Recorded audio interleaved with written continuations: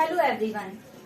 आज की क्लास में हम डिस्कस करने वाले हैं केमिस्ट्री के चैप्टर धातु, अधातु और उपधातु के बारे में। तो आइए जानते हैं धातु यानी कि मेटल आखिर है क्या। तो हम जानते हैं हमारी पीरियोडिक टेबल के अंदर ऐसे तत्व जो इलेक्ट्रॉन त्याग कर धनायन बनाते हैं उन्हें हम क्या कहते हैं, उन्हें हम कहते हैं धातु। जैसे सोडियम एक इलेक्ट्रॉन त्याग कर Na+ बना लेता है तो वो क्या है, धातु। यानी ऐसे एलिमेंट जो इलेक्ट्रॉन त्यागते हैं और धनायन बनाने की प्रवृत्ति रखते हैं उन्हें हम कहते हैं धातु यानी कि मेटल। तो मेटल वे तत्व जो सरलता से इलेक्ट्रॉन त्याग कर धनायन बनाते हैं। आगे हम बात करेंगे धातुओं की फिजिकल प्रॉपर्टीज यानी भौतिक गुणधर्मों के बारे में। तो भौतिक अवस्था इसकी होती है ठोस, यानी जितने भी धातु हैं वो जनरली सॉलिड स्टेट में पाए जाते हैं। लेकिन इसमें एक्सेप्शन है, अपवाद है मरकरी। जो हमारा मरकरी है वो कमरे के ताप पर द्रव अवस्था में यानी लिक्विड स्टेट में पाया जाता है। नेक्स्ट पॉइंट देखते हैं, ये विद्युत व ऊष्मा के सुचालक होते हैं। यानी कि जो हमारे मेटल होते हैं इनके अंदर मुक्त इलेक्ट्रॉन पाए जाते हैं, फ्रीली इलेक्ट्रॉन उपस्थित होते हैं। इन्हीं मुक्त इलेक्ट्रॉन की वजह से धातु विद्युत के और ऊष्मा के दोनों के कैसे होते हैं, सुचालक होते हैं यानी कि कंडक्टर होते हैं। आगे देखते हैं, इनके अंदर तन्यता और आघात वर्धनीयता का गुण पाया जाता है। अब ये तन्यता क्या होती है, आप किसी भी मेटल को खींचकर लंबा तार बना सकते हैं, ये है तन्यता यानी डक्टिलिटी। और किसी मेटल को पीट कर उसे चादर की तरह पतला फैला सकते हैं, ये है आघात वर्धनीयता। तो जो मेटल होते हैं उनमें तन्यता यानी डक्टिलिटी का भी गुण होता है और आघात वर्धनीयता का भी गुण होता है। फॉर एग्जाम्पल हम ले सकते हैं सोना। सोने को खींचकर लंबा तार भी बनाया जा सकता है और पीट कर उसे चादर की तरह फैलाया भी जा सकता है। आगे देखते हैं सोनोरस, यानी जो मेटल होते हैं उनके अंदर सोनोरस की प्रॉपर्टी भी होती है। अब ये सोनोरस क्या है, देखिए जब हम मेटल को पीटते हैं तो उसमें से आवाज निकलती है। तो धातुओं को पीटने पर जो आवाज हमें सुनाई देती है इसी गुण को हम कहते हैं सोनोरस। क्या कहते हैं, सोनोरस। आगे है विशिष्ट चमक, यानी धातुओं के अंदर चमक पाई जाती है। धातुएं कैसी होती हैं, चमकदार होती हैं। धातुओं के ऑक्साइड का जलीय विलयन क्षारीय प्रकृति का होता है। यानी ये बहुत इंपॉर्टेंट क्वेश्चन है जो कई बार एग्जाम में पूछा जा चुका है कि जो धातु होती हैं उनके ऑक्साइडों का जलीय विलयन अम्लीय प्रकृति का होता है या क्षारीय प्रकृति का। तो इसका आंसर है क्षारीय प्रकृति यानी कि बेसिक नेचर का। नेक्स्ट देखते हैं कि जो धातु है इनका गलनांक और क्वथनांक दोनों ही उच्च होते हैं, दोनों ही हाई होते हैं। यानी मेल्टिंग पॉइंट और बॉइलिंग पॉइंट धातुओं के कैसे होते हैं, हाई होते हैं, उच्च होते हैं। ये तो बात हो गई धातुओं की फिजिकल प्रॉपर्टी की। अब हम देखेंगे केमिकल प्रॉपर्टीज यानी रासायनिक गुणधर्म के बारे में। देखिए हमने हमारे घरों में देखा है कि जो हमारे तांबे के बर्तन होते हैं उनके ऊपर हरे रंग की परत चढ़ जाती है। ऐसा क्यों होता है, क्योंकि जब आप कॉपर के किसी भी पात्र को वायु में खुला छोड़ देते हो तो वहाँ वो ऑक्सीजन यानी ऑक्साइड से क्रिया कर लेती है और उसके ऊपर ग्रीन कलर की हरे रंग की लेयर चढ़ जाती है।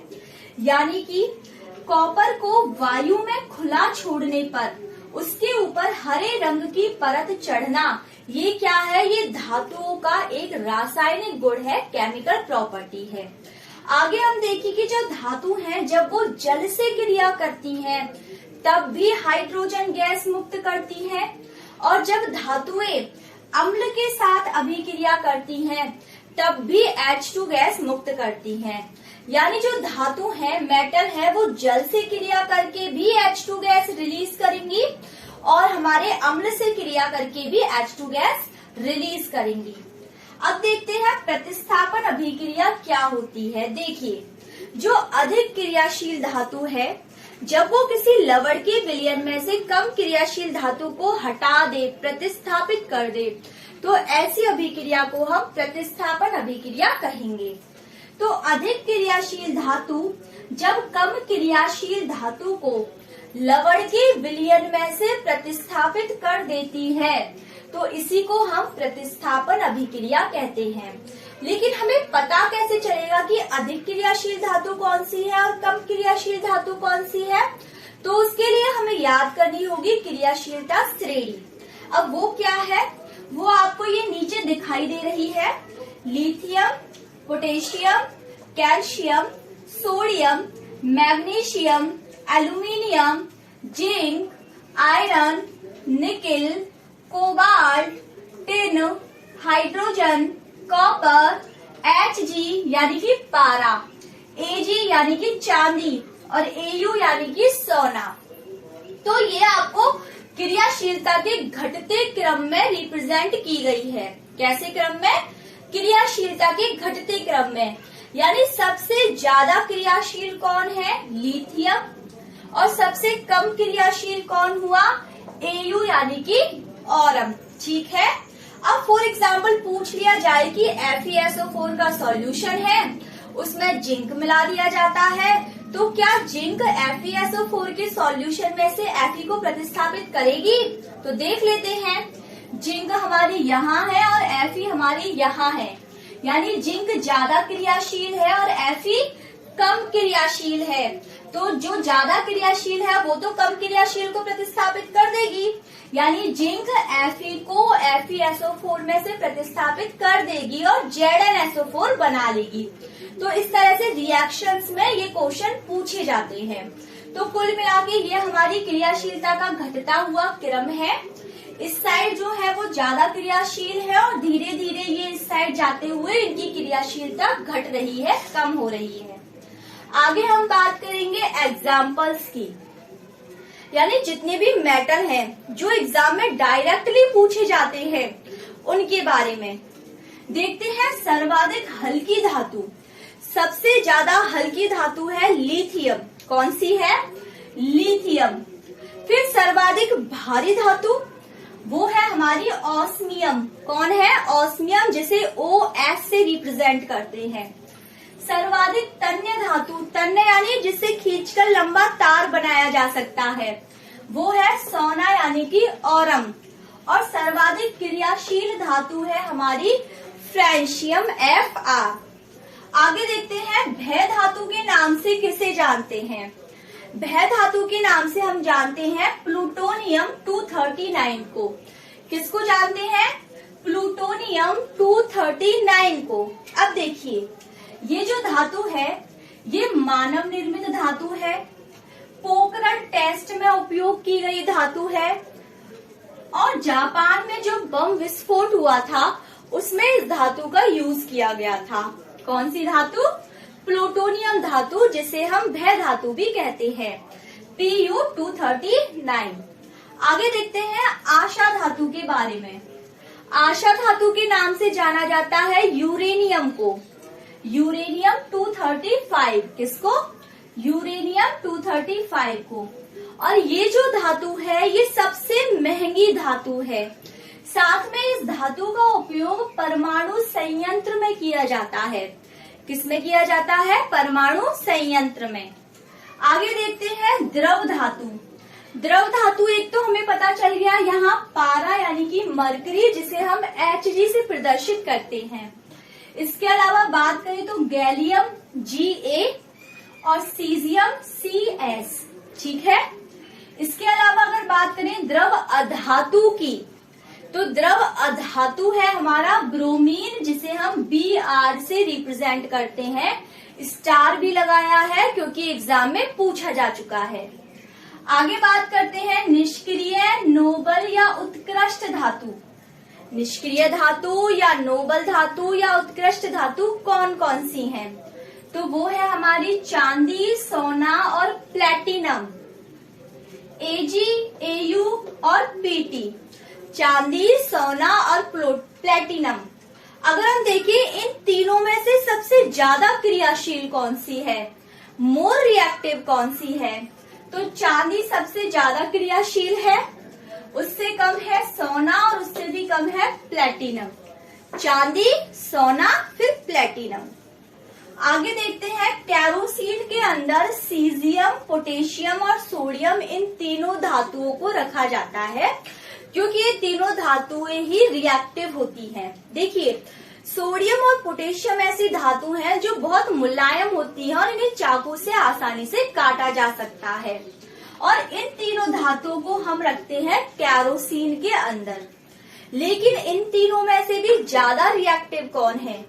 तो सीजियम मोर रिएक्टिव है, उससे कम पोटेशियम और उससे भी कम है हमारा सोडियम।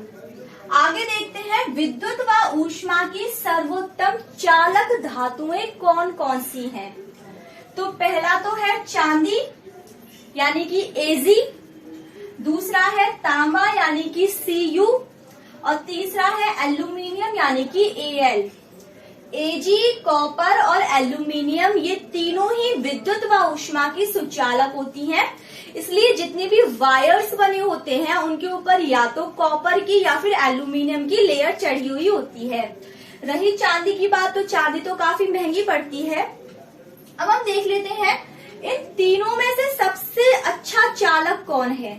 तो चांदी सबसे अच्छी चालक है, इनका क्रम भी पूछा जा चुका है एग्जाम में। चांदी सबसे ज्यादा अच्छी चालक है, उससे कम सुचालक है कॉपर और उससे भी कम है एल्यूमिनियम। तो तीनों में से जो सर्वोत्तम चालक है वो है हमारी चांदी यानी Ag। आगे देखते हैं, निम्न गलनांक धातु यानी ऐसी धातु जिसका मेल्टिंग पॉइंट सबसे कम होता है, वो है हमारी पारा यानी कि Hg, जिसे आप मरकरी कहते हो।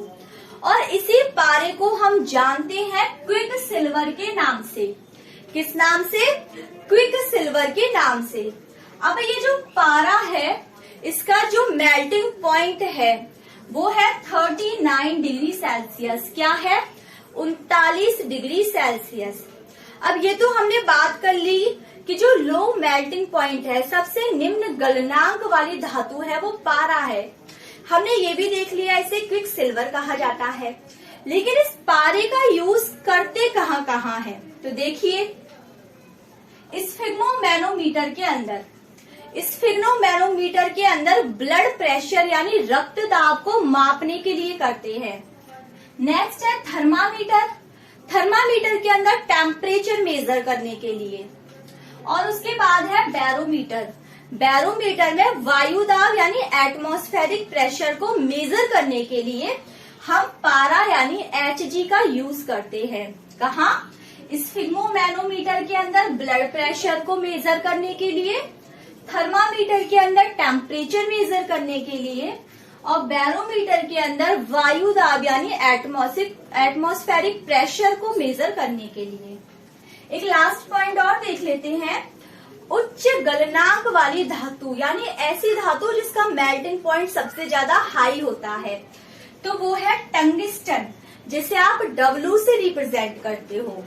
अब होता क्या है कि ये जल्दी से गलती नहीं है, जल्दी से मैट नहीं होती, इसलिए इसका यूज हम ट्यूबलाइट और जो बल्ब के तंतु हैं उनको बनाने के लिए करते हैं। तो उच्च गलनांक वाली धातु है टंगस्टन, जिसे W से रिप्रेजेंट करते हैं। और इसकी अगर गलनांक की बात की जाए तो वो है 3500 डिग्री सेल्सियस यानी 3500 डिग्री सेल्सियस।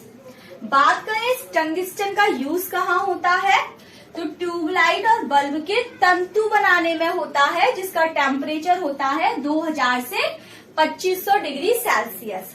यानी टंगस्टन जो है इसका मेल्टिंग पॉइंट सबसे हाई है, ये जल्दी से गलता नहीं है, मेल्ट नहीं होता, पिघलता नहीं है, इसलिए इसका यूज हम ट्यूबलाइट और बल्ब के तंतु बनाने में करते हैं। तो आई होप धातु क्या है ये आप सभी को क्लियर है।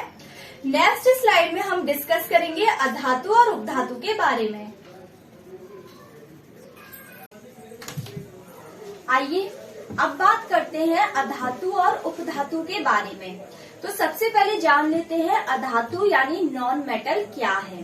देखिए, ऐसे तत्व जिनमें इलेक्ट्रॉन गेन करने का नेचर होता है, यानी जो इलेक्ट्रॉन को ग्रहण करते हैं, उन्हीं को हम कहते हैं अधातु यानी नॉन मेटल। वे तत्व जो रासायनिक प्रतिक्रियाओं के दौरान इलेक्ट्रॉन प्राप्त करने की प्रवृत्ति रखते हैं, इलेक्ट्रॉन को गेन करते हैं, उन्हें हम क्या कहते हैं? नॉन मेटल यानी कि अधातु। बात करते हैं इनकी प्रॉपर्टीज की, फिजिकल प्रॉपर्टीज और केमिकल प्रॉपर्टीज। तो हम देखते हैं भौतिक अवस्था यानी फिजिकल स्टेट, जो हमारे अधातु हैं उनकी स्टेट क्या है। तो हम देखते हैं कि जो अधातु हैं वो गैस और द्रव दोनों अवस्थाओं में पाए जाते हैं। अब गैस के रूप में कौन कौन सी गैसेस है? Hydrogen gas, nitrogen gas, oxygen gas, fluorine gas, chlorine gas. इसके अलावा जो बची हुई गैसेस है वो नोबल गैसेस यानी उत्कृष्ट गैसेस हैं। Helium, neon, argon, krypton, xenon, radon. इसके अलावा अगर हम बात करें कि ऐसी कौन सी अधातु है जो द्रव अवस्था में पाई जाती है, तो उसका आंसर है ब्रोमीन। यानी ब्रोमीन एकमात्र ऐसी अधातु है जो द्रव अवस्था में पाई जाती है। अब एक अपवाद की बात कर लेते हैं, एक्सेप्शन देख लेते हैं, आयोडीन। क्या? आयोडीन। आयोडीन एकमात्र ऐसी अधातु है जो ठोस अवस्था में पाई जाती है। कौन सी स्टेट? ठोस स्टेट। अब देखिए, जैसा कि हम जानते हैं जो अधातु होते हैं उनके अंदर कोई भी धात्विक चमक उपस्थित नहीं होती, यानी ये धातुओं की तरह चमकदार नहीं होते। लेकिन जो आयोडीन है वो धातुओं की तरह चमकता है एक अधातु होते हुए भी। तो ये भी क्या है? एक अपवाद है, एक्सेप्शन है कि जो आयोडीन है वो चमकने वाली अधातु है। ठीक है, आगे देखते हैं कि विद्युत और ऊष्मा की कुचालक होती है कौन? अधातु। जी हाँ, विद्युत की और ऊष्मा की कुचालक यानी इंसुलेटर होती है। क्यों? क्योंकि इनके अंदर मुक्त इलेक्ट्रॉन नहीं पाया जाता। आगे देखते हैं, प्रबल ऋण विद्युतीय गुण इनके अंदर पाया जाता है। अब इस लाइन का क्या मतलब है? देखिए, जो अधातु होते हैं वो इलेक्ट्रॉन गेन करते हैं, यानी इलेक्ट्रॉन ग्रहण करते हैं, और जब कोई भी इलेक्ट्रॉन को ग्रहण करेगा तो उनके ऊपर नेगेटिव चार्ज आएगा, यानी वो प्रबल ऋण विद्युतीय तत्व कहलाएंगे। इसे हम एग्जाम्पल से भी समझ सकते हैं। जैसे एन, यहाँ पे कोई भी नॉन मेटल है, कोई भी अधातु है, जब ये कोई इलेक्ट्रॉन ग्रहण करेगा तो क्या बनाएगा? एन और इसकी पावर -1। क्यों? क्योंकि इसने एक इलेक्ट्रॉन ग्रहण किया है, एक नेगेटिव चार्ज ग्रहण किया है। अब क्योंकि ये इलेक्ट्रॉन ग्रहण कर रहा है तो ऐसी अभिक्रियाओं को कहा जाता है अपचयन अभिक्रिया। क्या कहा जाता है? अपचयन अभिक्रिया। और जो अपचयन अभिक्रिया करता है उसे हम कहते हैं ऑक्सीकारक। तो यहाँ ये नॉन मेटल क्या है? ऑक्सीकारक। ठीक है, जो इलेक्ट्रॉन ग्रहण करता है उस अभिक्रिया को अपचयन अभिक्रिया कहते हैं, और उस नॉन मेटल को हम कहेंगे ऑक्सीकारक। आगे देखते हैं, इनमें जो अधातुओं के ऑक्साइड होते हैं वो अम्लीय प्रकृति के होते हैं। कैसी प्रकृति? अम्लीय प्रकृति। और ये इम्पोर्टेंट है। क्या है? इम्पोर्टेंट, जो कि एग्जाम में कई बार पूछा जा चुका है कि जो अधातुओं के ऑक्साइड होते हैं इनकी प्रकृति एसिडिक होती है या बेसिक होती है। तो इसकी प्रकृति है एसिडिक यानी कि अम्लीय। आगे देखते हैं, ये जल के साथ कोई भी क्रिया नहीं करते। जी हाँ, जो अधातु हैं वो जल के साथ किसी भी प्रकार की अभिक्रिया नहीं करते। तो कुल मिला के अधातु क्या है? जो इलेक्ट्रॉन गेन करते हैं, इलेक्ट्रॉन ग्रहण करते हैं। इलेक्ट्रॉन ग्रहण करने के कारण अपचयन अभिक्रिया दर्शाते हैं, जिसके कारक ये प्रबल ऑक्सीकारक होते हैं। तो ये था अधातु पे complete discussion. I hope clear है। आगे बात करते हैं हम उपधातु। उपधातु मतलब मेटेलॉइड्स के बारे में। वे तत्व जो धातु के साथ साथ अधातु के गुण भी प्रदर्शित करते हैं। जी हाँ, जिनमें धातु के गुण भी होते हैं और अधातु के गुण भी होते हैं, उन्हें हम कहते हैं उपधातु। और उपधातुओं को ही हम अर्धधातु के नाम से भी जानते हैं। किस नाम से जानते हैं? अर्धधातु के नाम से जानते हैं। अब उपधातु है कौन कौन सी? जैसा कि हम जानते हैं हमारी पीरियोडिक टेबल में टोटल 7 उपधातु हैं। अब वो 7 उपधातु कौन कौन सी हैं? Boron, silicon, germanium, arsenic, antimony, tellurium और पोलोनियम। ये 7 ऐसे तत्व हैं जो कि उपधातु कहे जाते हैं। आगे हम देखते हैं उपधातु के गुणधर्म यानी प्रॉपर्टीज क्या क्या हैं। तो सबसे पहले तो ये भंगुर होते हैं। कैसे होते हैं? भंगुर प्रकृति के। भंगुर का मतलब क्या होता है? जैसे कोयला होता है, जब हम कोयले को तोड़ते हैं तो वो बिखर जाता है। कैसा होता है? बिखर जाता है, यानी उसकी प्रकृति कैसी है? भंगुर है। उसी तरह से जो उपधातु होते हैं ये भंगुर प्रकृति के होते हैं। नेक्स्ट है ये धातुओं के साथ मिश्र धातु बनाते हैं। मिश्र धातु के बारे में हमने पढ़ा था कि जो मिश्र धातु होते हैं वो होमोजीनियस मिक्सचर है, समांगी मिश्रण है। तो ये जो उपधातु होते हैं ये धातुओं के साथ मिलकर के मिश्र धातु का निर्माण करते हैं। अब देखिए जो उपधातु है इसमें 2 प्रकार के प्योर शुद्ध अर्धचालक है, वो है सिलिकॉन और जर्मेनियम। कौन कौन से हैं प्योर अर्धचालक? सिलिकॉन और जर्मेनियम। अब जब हम इस सिलिकॉन जर्मेनियम इस प्योर अर्धचालक में अशुद्धि मिलाते हैं, अशुद्धि अगर हमने बोरॉन फैमिली की मिलाई है, बोरॉन फैमिली यानी boron, aluminium, gallium, indium, tellurium, अगर हम बोरॉन फैमिली की अशुद्धि मिलाते हैं तो उसे पी टाइप अशुद्धि कहते हैं। क्या कहते हैं? पी टाइप अशुद्धि। और अगर हम इनमें नाइट्रोजन फैमिली की अशुद्धि मिलाते हैं, नाइट्रोजन फैमिली मतलब nitrogen, phosphorus, arsenic, antimony, bismuth, तो अगर हमने नाइट्रोजन फैमिली की अशुद्धि मिलाई है तो उसे एन टाइप अशुद्धि कहेंगे। अब बेसिकली अशुद्धि हम मिला क्यों रहे हैं? इसका रीजन है कि जो प्योर अर्धचालक होते हैं इनकी चालकता कंपैरेटिवली अशुद्ध अर्धचालकों से कम होती है। यानी जब हम अशुद्धि मिला देते हैं तो जो इम्प्योर अर्धचालक बनता है उसकी चालकता बढ़ जाती है, ज्यादा हो जाती है। आगे देखते हैं जो उपधातु होते हैं वो जनरली कैसे होते हैं? ठोस होते हैं, सॉलिड होते हैं। अब 2 पॉइंट हैं जो कि एग्जाम में पूछे भी जाते हैं कि सर्वाधिक मात्रा में मिलने वाली उपधातु कौन सी है जो कि इस पूरी प्रकृति में ऑक्सीजन के बाद दूसरे नंबर पर उपस्थित है तत्व के रूप में।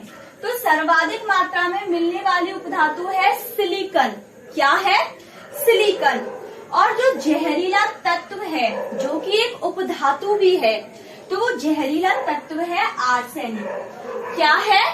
आर्सेनिक। सो आई होप अधातु उपधातु क्या है आप सभी को क्लियर है।